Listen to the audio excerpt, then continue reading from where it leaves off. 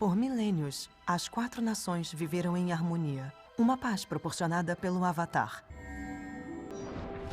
A única pessoa capaz de dominar todos os 4 elementos e proteger o equilíbrio delicado entre as nações. Olá, nerds de todo o multiverso, eu sou o Igor de Mello e a série Avatar, o Último Mestre do Ar, estreou sua primeira temporada na Netflix e eu particularmente amei. Dessa vez sim acertaram em cheio, ao contrário do que fizeram naquele filme horrível de 2010, que eu vou deixar até aqui nos cards para vocês conferirem o vídeo que eu fiz falando sobre os erros de O Último Mestre do Ar de 2010. Mas o fato de eu ter amado a série não me faz cego dos erros que existem, porque sim, eles cometeram alguns deslizes que me incomodaram, mas não afetou minha experiência assistindo. Só vai afetar se eles não corrigirem isso em temporadas futuras. Então no vídeo de hoje vamos falar sobre o que deu errado na série e explicar o final e o que teremos no futuro. E assim, a primeira coisa que me incomodou quando eu terminei de assistir a primeira temporada é que ela termina com o Aang não dobrando a água até os momentos finais da temporada. E ele só faz a dobra porque tá no modo Avatar. Mas tipo, em nenhum dos 8 episódios ele treinou, igual foi no desenho e tal. Dava para eles terem feito o Aang aprendendo a dobra de água. Porque é o seguinte, lembrando que ele tem que aprender a dobrar 3 elementos. Então, se a série seguir o espaço da animação em ter 3 temporadas, a lógica seria uma temporada para cada elemento. Assim como foi na animação, né? Só que no caso aqui, eles vão ter que colocar ele dobrando 2 elementos em alguma outra temporada. E isso pode ficar ruim, ficar apressado ou algo assim. Mas claro que eles podem ter feito isso também para justificar o provável salto de tempo entre a primeira e a segunda temporada, porque vai ter, obviamente, já que os atores vão estar mais crescidos e tal, então vai ser necessário. Logo, eles podem colocar que o Aang aprendeu a dobrar água off-screen. Mas se for isso, eu já não gostei. Seria legal ver ele treinando a dobra com a Katara e tal, até para mostrar mais da conexão dos dois. Só que também nada impede que nos primeiros episódios ali da segunda temporada isso seja mostrado. Então eu espero que eles mostrem e que consertem essa parte. E eu também espero que eles consertem outra coisa também. Porque assim, a Kill Amentil, eu acho que é assim o nome dela, como Katara, é perfeita. A caracterização e tudo. Embora nas cenas dramáticas eu senti que faltou um pouco mais ali na atuação, tanto dela quanto do Gordon Cormier, que é o Aang. Mas isso é algo que melhora com o tempo, não faz mal não. Até porque ela está começando agora. Mas nas outras cenas está perfeita, ela trouxe todo o carinho, esperança e coragem da dobradora de água. Contudo, a personagem fez um pouco de falta nas cenas de ação dessa temporada, porque com exceção da luta dela contra o Pakku, um embate semelhante ao que foi na animação e ficou muito bom. Essa Katara desse live action ela tem pouquíssimas cenas de ação memoráveis. Sem contar que a Katara do desenho é de boa, mas ela é porradeira, vai pra cima mesmo. E deu pra perceber que eles contiveram esse aspecto dela. Ela só fez isso mesmo quando desafiou o mestre. Assim, outra coisa que eu achei que não precisava, ou melhor, que eles precisavam fazer melhor, é a questão do drama. Porque sim, tiveram cenas dramáticas muito interessantes e necessárias para a trama. Mas outras nem precisavam estar lá. Porque a proposta desse live action é obviamente um foco maior no drama trazido pelo Avatar. Ok, de boa. Mas eles meio que andaram em círculos em alguns momentos, trazendo os mesmos dilemas. Tipo, o Aang ouve de uma porrada de avatares anteriores que o destino dele é ficar sozinho, sendo que a gente sabe que não é. Eles ficam repetindo isso várias e várias vezes só para ter cena com um menino com cara preocupado, porque assim, não precisava disso. O mundo do Avatar ele já é cheio de bons dramas perfeitos para serem explorados. E tem uma cena que eu adorei, que é quando ele vê lá naquela vila os estragos que a Nação do Fogo causou e ele se sente culpado e tal. E tem também a responsabilidade dele, tem tanta coisa para se trabalhar que traz um aspecto dramático melhor. Ficar insistindo nesse dilema é dar murro em ponto de faca. E bom, foi esses os aspectos principais que me incomodaram. Mas agora vamos falar do episódio 8, que é bem interessante. Que eu gostei bastante, as cenas, o CGI estava tudo bem legal. Porque aqui o Aang, Katara e Sokka, eles são encarregados de defender a tribo da Água do Norte de um cerco que a Nação do Fogo está fazendo.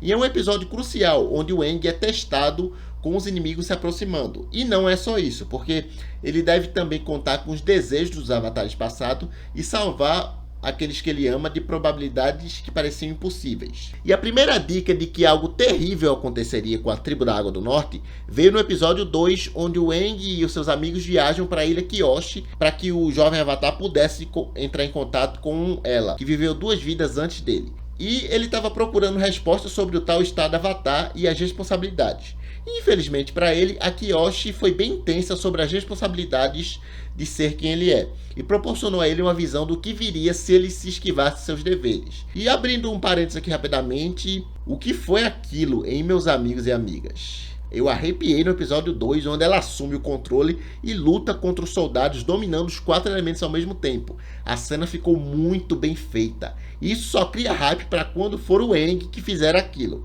que eu acredito que vai ser só lá pro final da série, assim como na animação. Mas foi ótimo.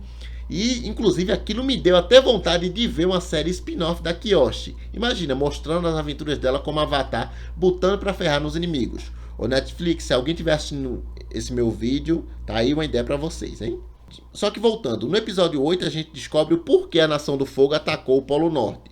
Porque o próprio Senhor do Fogo, Ozai, afirma que tomar o Norte era uma possibilidade improvável. Porque eles têm muitas defesas e tal, e eles estão no elemento deles, que é a água, então ficaria bem complicado. Mas mesmo assim, a investida em erradicar todos os dobradores de água do mundo quase teve sucesso. Só que ele já previa que ia dar merda. Então, demonstrando a sua astúcia tática, o cerco fracassado, né, que foi pelo Almirante Sal, foi considerado uma perda aceitável para eles, porque o Ozai utilizou aquela batalha como uma distração para que a Azula e os soldados tomassem o Machu. Então, ficou provado que aquele ataque não era o objetivo primário.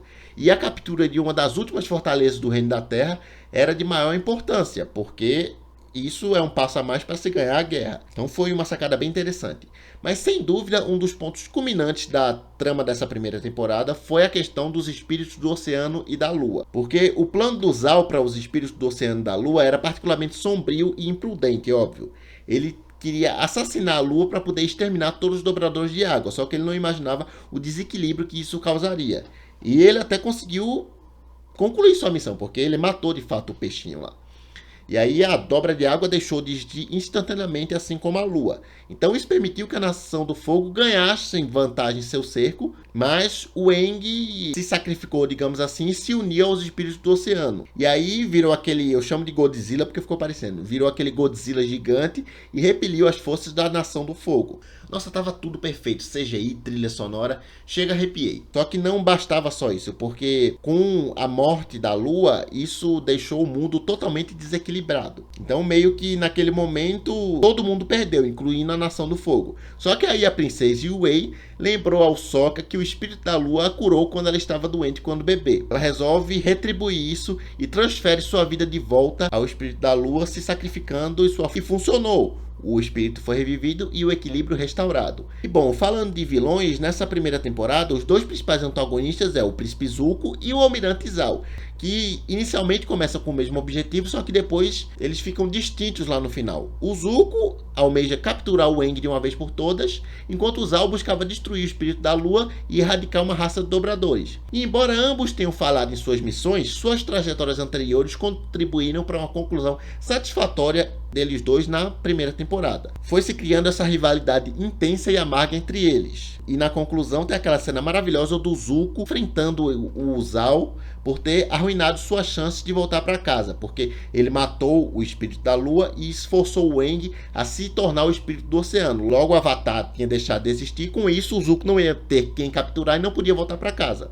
E aí que veio o momento que o Zal revela para o Zuko que na verdade tudo que ele fez foi a própria família dele que estava por trás. E antes de falar mais, o tio Iron fica puto e derrota o Zal em um confronto bem interessante. E abrindo aspas aqui, o Dallas Liu tá perfeito como Zuko. Ele traz aquela raiva, frustração e incerteza do personagem, ao mesmo tempo que o grande Paul Sun-Hyung Lee traz um tio Iron perfeito, que não é um vilão, muito pelo contrário. Ele tenta sempre trazer o Zuko para o caminho da luz, ele é uma figura paterna. E eles têm um bom tempo de tela, eles são praticamente o protagonista dessa temporada.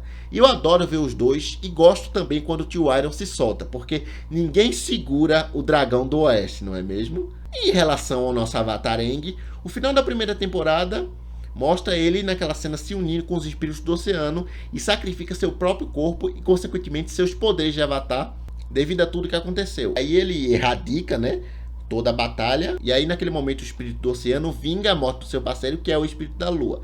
E ao fazer isso, essa seria a última vez que o Aang seria visto, porque o espírito do oceano possuiria seu corpo permanentemente e ele ia ficar vagando por aí. Mas depois tudo foi resolvido e ele voltou e agora continua sua jornada junto do nosso trio preferidos, que é ele, o Sokka e a Katara. E eles continuam unidos por esses laços de amizade e confiança que foi se desenvolvendo.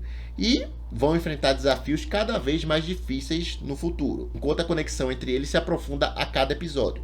E a jornada do Avatar não é apenas em busca pelo equilíbrio do mundo, mas também é uma jornada de autoconhecimento e crescimento pessoal, porque é justamente isso que vai tornar ele mais forte e capacitado para enfrentar os problemas e vencer essa grande guerra. E aí, depois de toda essa confusão, o Zuko continua na sua busca pelo Avatar, só que ele já está começando a ficar balançado ali, porque descobre que a Azula estava tramando contra ele o tempo todo. Inclusive, essa mudança de dar mais espaço de tela para ela, já na primeira temporada, foi ótimo. Porque, tipo, ela não saiu da Nação do Fogo ainda, mas já estava mexendo os pauzinhos e controlando o Zal. E na segunda temporada ela vai sair da Nação do Fogo e vai passar a caçar o Avatar e tal, e ter os conflitos com o Zuko. E a atriz Elizabeth Yu tá perfeita.